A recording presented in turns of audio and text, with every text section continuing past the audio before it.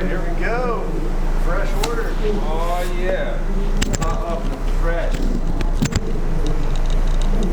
Woo. It's kind of hard, bro. Hey. Is that your size? If my size is a Yo, Chris hooked medium, him up, bro. I mean, it might be a little tight on me, you know. Tell him what you got, bro. Hey, right here is this fresh new tie-dye tank top, fucking pressy. It's not a pressy, it's not a pill. Nah, that's the screen print, bro. Chris, bro, you hooked it up, bro. Thanks, man. What y'all know about fresh merch, bro? Wear V, the freshest merch in the world. What's up, bruh? Yeah. There's the logo on the back of the car. Yeah, the logo, bro. Dude, I told you I always stay ready so I don't have to get ready. I didn't know what they were gonna say, but I was ready just in case.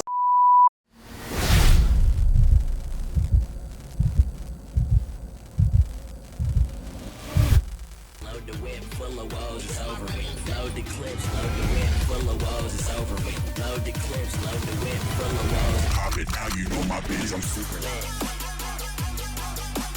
Super lit. Lit. Super lit. Super lit. Super lit. I'm super lit. I'm super Double camera. Yo, what up? It's your boy Brando. Welcome back to another episode of Artist Premiere. Today's guest is an awesome EDM DJ and producer. He is from Indiana and he's made his way to Atlanta. He's also in the film community and he's out here creating. We got Raiden Rock. Hey. You dig? Thanks What's for up? making it out, bro. Absolutely. Thanks for having me. For sure, man. You got a good personality, man. And every time we link up, I enjoy speaking with you. So had to have you on Artist Premiere this season. Thank you. So tell me a little bit about like your journey, man. Like, where did it all start? Like, how was your upbringing? My upbringing. Well, my parents were divorced when I was 2. So I grew up thinking 2 Christmases was a normal thing, and turns out when I started staying the night at friends' places, no, that wasn't normal. Wasn't normal, huh? And my sister is 14 years older than I am, and it's just us, same parents. So I was basically an only child, but where the music thing started was super early when my sister would pick me up from daycare and she would be blasting Digital Underground, Pac, Dre, Snoop, all these West Coast guys. Tight. And those beats just like stuck in my head, those samples and drum Oh, patterns. yeah. So it was the West Coast that got you. Yeah, it was the West Coast. I feel you. I grew up on East Coast. I grew up on East Coast naturally because I'm from Virginia. Mm-hmm. But yeah, man. But a little bit later, like in my early 20s, I got into the West Coast. Although I was a huge M fan, his production came from the West, but Right. he was from Detroit. So. And that's what drew me towards him. This is like, I mean, we all know the story of 8 Mile. We've all seen it. At least I hope so. If you haven't, you're really messing up. Gotta see There it. wasn't a Midwest presence until the mid to late 90s. And so I remember first hearing Eminem, I was like, yo, who is this? And then it was forgot about Dre. With Dre, I was like, all right, like who is this dude? And then I heard My Name Is, I was like, oh, Yeah. all right, this dude is next level. And I didn't even know he was white at first. Crazy with the bar. Did you hear Kim? Kim, oh my God. Yeah. I plugged that one on the last episode. That Crazy. That song is one of the most vivid storytelling examples, Mm-hmm. like outside of Biggie. Like Biggie was so good at Facts. that, but when M did Kim, I Crazy. feel like it's at least on that level as far as storytelling goes, because Oh, he's yeah. just raw with words, and it all fits into his style of writing. It was a horror film in a song, Yeah. and we hadn't seen it, man. So it was like, and he was brave, man. The bravado, and just the words flipping, and the what a wordsmith. Yeah. He was just crazy with it. Yo, shout out to M, bro. Right. But yeah, aside from M, man, big gym class heroes influence for myself. The Fray, Switchfoot. I was a skater, so I used to love skating to just alternative rock, man. Alternative rock was like my thing. But and later on I got into EDM, and that's how I met you, man. In the EDM scene, man. Right. Out here getting wubby. Get wubby at Domain. Tell me a little bit about like the music you're putting out right now. The stuff I'm putting out now is a little bit more on the wubby side, because initially, like when I started writing, I like a mixture of heavy and weird stuff. And so the stuff that I like, the stuff that I put out, like Swan Dive, I stayed heavy with it, but I kept that wobble factor in there because that's just the sound I like. And the funny thing is, people say, oh, you sound like Ganja White Knight.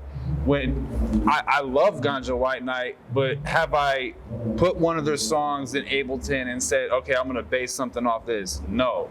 But those sounds that you make in Serum, for example, and using the bend plus minus, like that's how you get those wonky sounds. And so like I just was hammering away at that. Naturally produced it organically. But lately I've been using a lot of wavetable and creating like those Wookie Wubby like thick sounds and just putting like distortion on it and throwing on the filters on the high passes.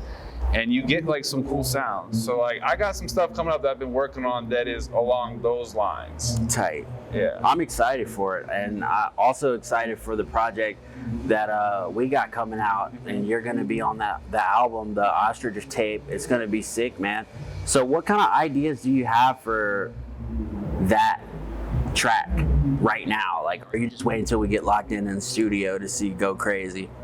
I would say like wait till we get locked in, but as far as like ideas, I definitely want to use or at least base it off of some of the presets and racks that I have made myself.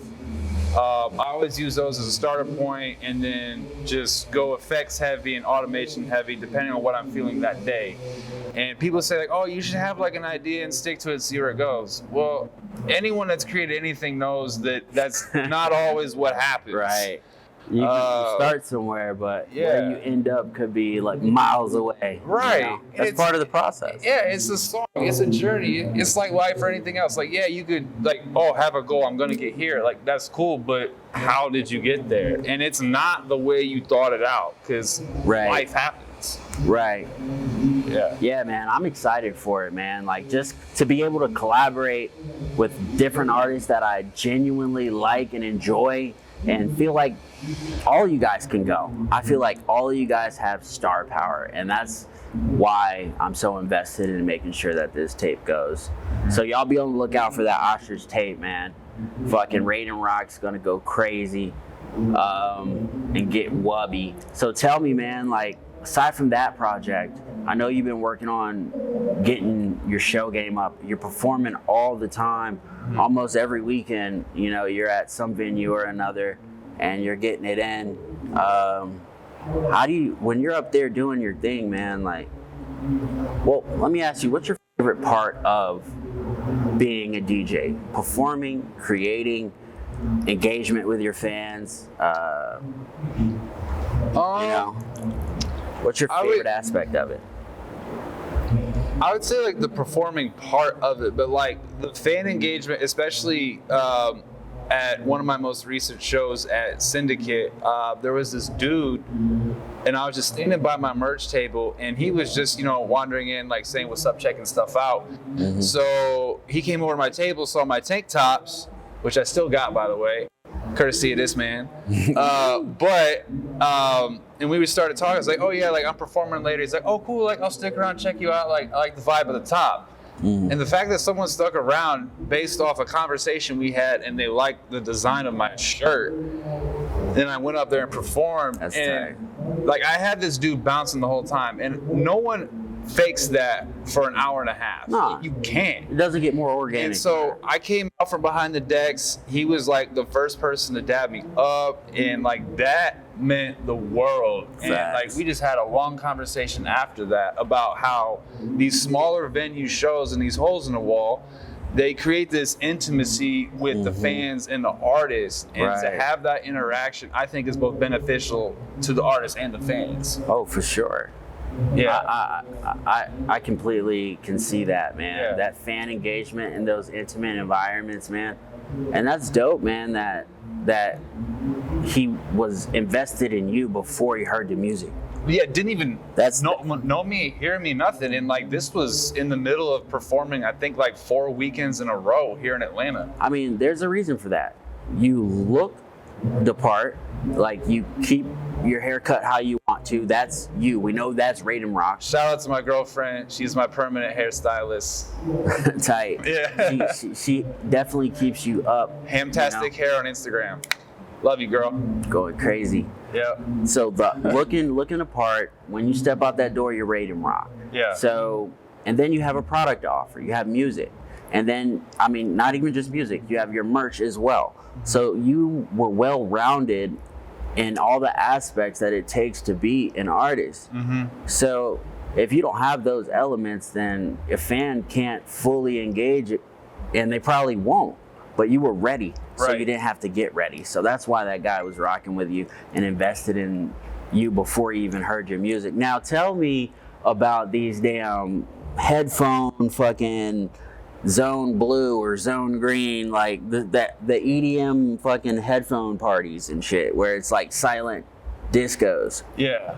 Tell me about that vibe. Silent discos? Like, do you take off your headphones at any point and it's just like feet on the floor going skit, skit, skit, skit, skit? Yeah. So like until this year, I hadn't attended or performed a silent disco, and I did both inside of about a month. And the craziest part about being a fan of that is like, yeah, you can flip to the different channels, but like when you take them off, it's so weird because people are just like, it's like watching a movie on mute or something. It's so strange. It's got to be wild outside of the headphones. Yeah, but like performing it, like you just have to have your cue on with the master, just so, like you hear it all going in. And like it's hard sometimes to toggle back and forth because as a DJ, you're sort of relying on how those booth monitors sound, so like doing the effects and all that stuff. So like you really have to trust yourself and know the songs even more. Okay, yeah, At I least can see I feel that. like. No, I definitely can see that. I definitely can. So, are there multiple DJs at once?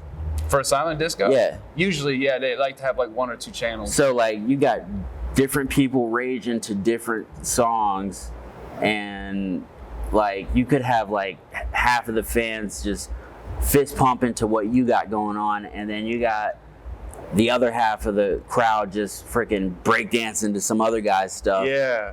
It is funny because like when I was doing that silent disco, performing it, like I am very fluid behind the decks. Like I'm always dancing and moving around, and that comes from watching a crap ton of Fun Case and Rusco, and I'm just back here dancing, grooving, having a good time.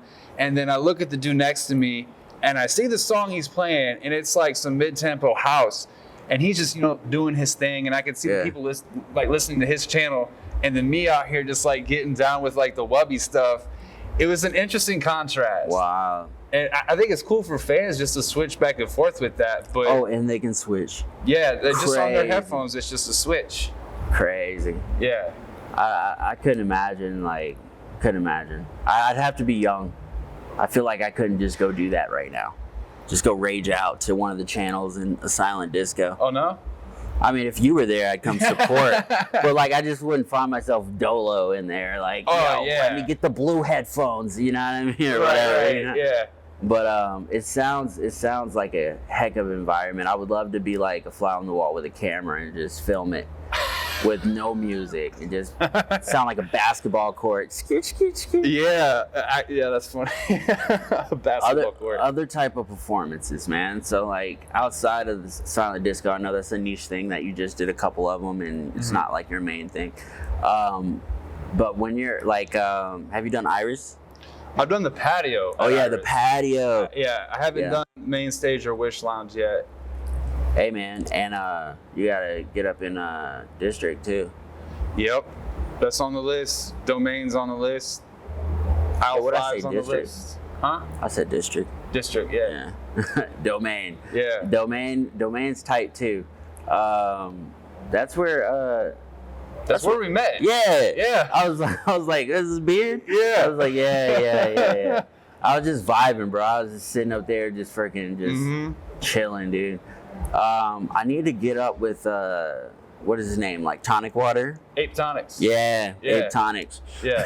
Tonic water. I knew it wasn't tonic water. But I need to get up with him. He just got a new MacBook. He said he's ready to work. So Yeah. He's on the comeback. Yeah. He's ready to pipe it back up. So one of these Saturdays he's supposed to come by here. I think it was this Saturday. It might be next one. Because this Saturday I'm loaded. Midtown Beach Club. I got client product shot.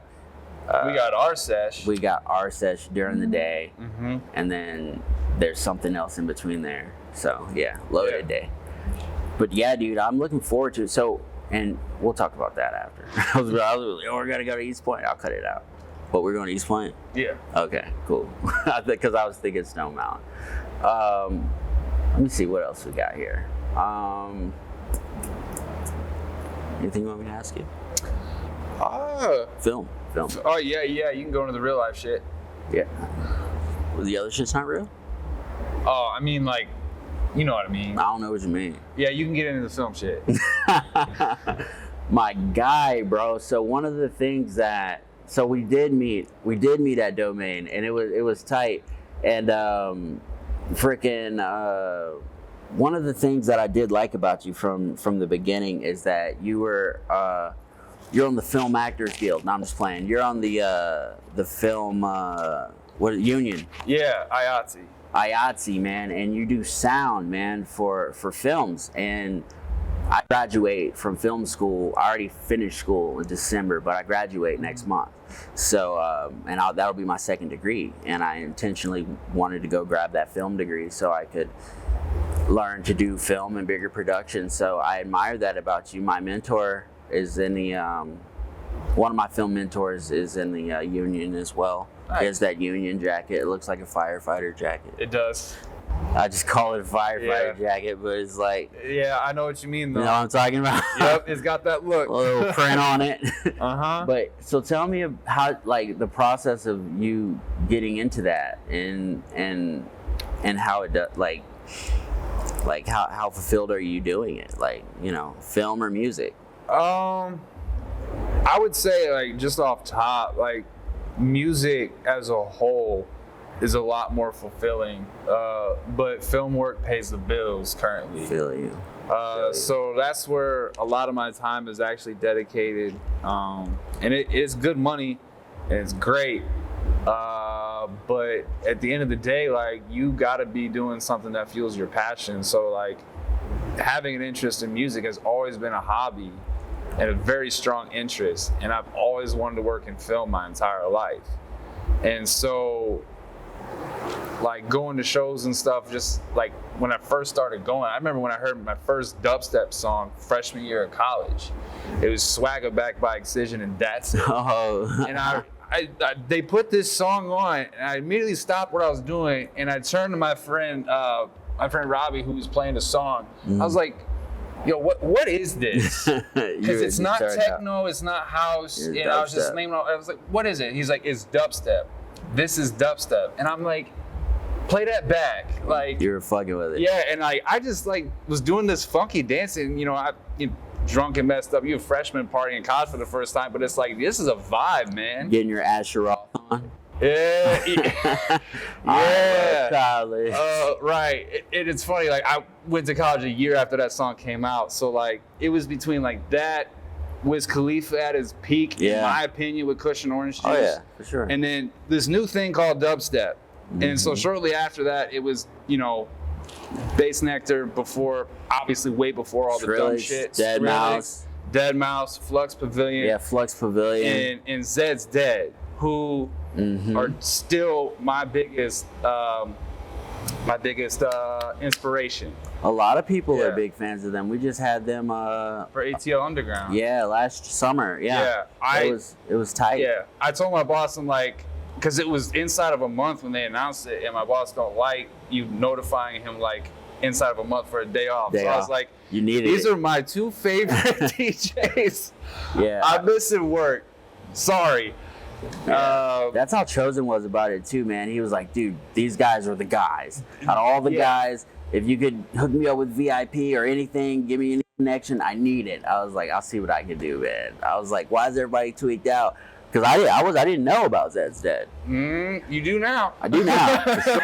Like everybody's wearing Zed's merch. Like I've never seen like an artist sell so much merch of their own. Like, Man, you know what I mean? I'm this close to unsubscribing from their merch drop emails because every time they send something out, I'm like, there's not a damn thing on here I don't like.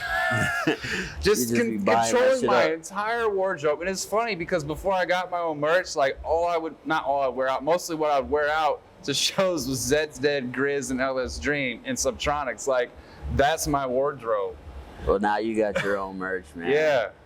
You know what I mean? But I mean, it's always good to subscribe to people that inspire you. You know what I mean? Yeah.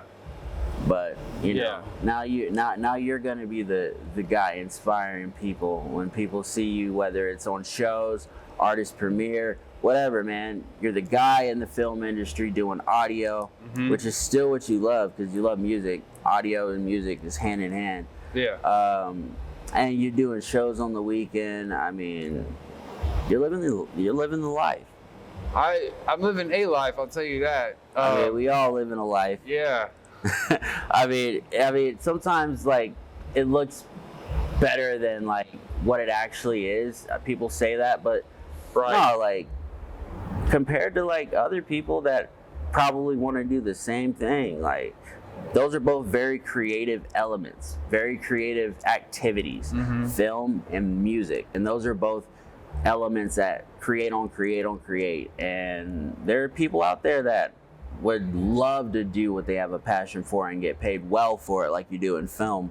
And I have no doubt that you'll be getting paid well for the music that you create and produce and the shows you do in the near future. Yeah, like I definitely appreciate the process, and everyone goes through those days of where music, for example, you open up your DAW and you just forget how to do it, or you do, like one day I started 3 separate tracks and threw them all in the trash. Just Sometimes started, didn't like them, was like, hey, it's not working. But like sometimes like you have those late nights where you're sitting there forcing stuff and eventually you break through the wall. But other days you're sitting there for 5-6 hours and you're like, I didn't get nothing out of today. But you have to be okay with that. Yeah, I feel that. That's something I don't miss about producing music. Just like doing it because you know you want to create and you might go bust that day. I don't ever do that with film. If I start a project, because there's so many elements in how structured film is, pre-production, production, post. Right. You start something, you're gonna finish it because you're already hours and days into your project. And you have to write off sometimes on the good enough factor. Right. No, for sure. You don't have the time. And that, for sure. That's where I am with the project right now. I'm like, this is good enough. Yeah. You know? Yeah. But yeah, man, freaking artist premiere, man. I'm so glad you came out today and we were able to get these dope shirts on season 2 of Artist Premiere, man. Raiden Rock. Yes, sir. You guys make sure y'all see him somewhere in some venue on some weekend in the A, and hopefully national soon. Hopefully, yeah. Man. I got my first out-of-state show coming up June 18th, my hometown. Tight. Yeah. Is that when you're on your way back? That's on my way up to Electric Forest, the best festival as far as vibe goes. Michigan. Yeah, I got to keep it real for Indiana, Michigan, man. My mom's from Gary, Indiana. Hey. Like, she was there a long time ago, but I mean, that was where Michael Jackson's from too. Yes, sir. I don't think anything is there anymore, though. Just really terrible smells.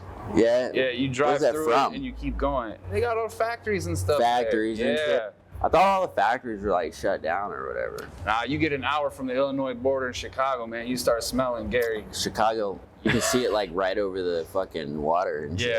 I ain't talking smack. That's just is what it is. Y'all know it is what it is. So. Oh no, I mean Gary's very small. I would be surprised if just Gary's responsible for all the smell in Michigan, Illinois, and fucking Chicago and Indiana. Like, you're gonna blame all that on Gary? Like, all I'm saying is that's a very distinct scent. When you go through it, you know. It could be coming off the water, man. It could be coming anywhere, man. I don't know what the culprit is. All I know is it's stagnant every time I go through there. Maybe it's a water plant. I don't know of any factories there. Like It's something. Detroit. I haven't driven through there ever, so I don't. You could be right. I'm just surprised. It's so small. Like how could you be responsible for all that? I don't know, man. But if you know, you know. Yeah, I have no idea. Roll the windows up. Roll the windows up going through Gary because apparently it has some pungent smells that Raiden Rock is not too fond of. Do you have to go through there to get to where you got to go? Well, from Fort Wayne, where I'm from, to Chicago, yeah, you pretty much, that's the fastest way to, you got to do it. I mean, it is what it is. Can't change it. Can't. I might roll with you, man. We'll see. Might have to get a video of that. Yeah. I'm gonna need your reaction. Yeah. We're gonna have to follow this up. We're gonna have to put a clip of there. Be like, all right, we'll see you just do a big whiff. We'll pull over and be like, yeah, you're right, or wrong. We'll see. I'll bet you. I ain't gonna bet you amount of money because I know you'll probably take it. But like, you ain't gonna want to stop. You just gonna be in the car with the camera rolling, like, hey man, hey, I'm gonna listen to you from now on. I mean, if it has cool architecture, something to film, I mean, I got some nice cameras, but I definitely want to check out that festival. Electric and Forest? I love Michigan. Yeah. So, I mean, I just love the environment. I love the woodsiness. Like Northern Michigan is usually what I dig. And then hour or two outside of Detroit, Brighton, Howell, Lansing, Ann Arbor, but I've never really spent much time on the west side of the state. West side's the best side. West side, the best side. As far as Michigan goes, Well, can't man, speak for anywhere else. we're gonna see you guys at the festival, and we're gonna check out Gary and see how it smells. Man, that is Artist Premiere. We got Raiden Rock in the house. Thanks for joining us, you guys. Thanks for watching. I really appreciate it. We'll catch you on the next episode. It's your boy Brando, aka Sylvie. Gone. Keep it weird. Keep it wubby. That's your shit, innit? Keep it weird, yeah. Keep it weird. Well, mine is yee.